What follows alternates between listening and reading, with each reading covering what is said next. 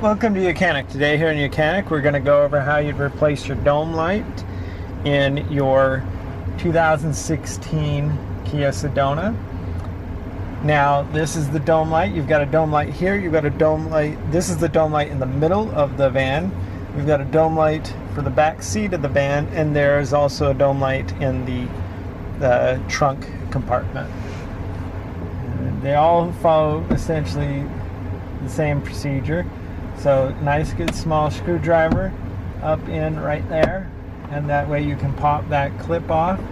Do the same on this side, and that way you can pop that out.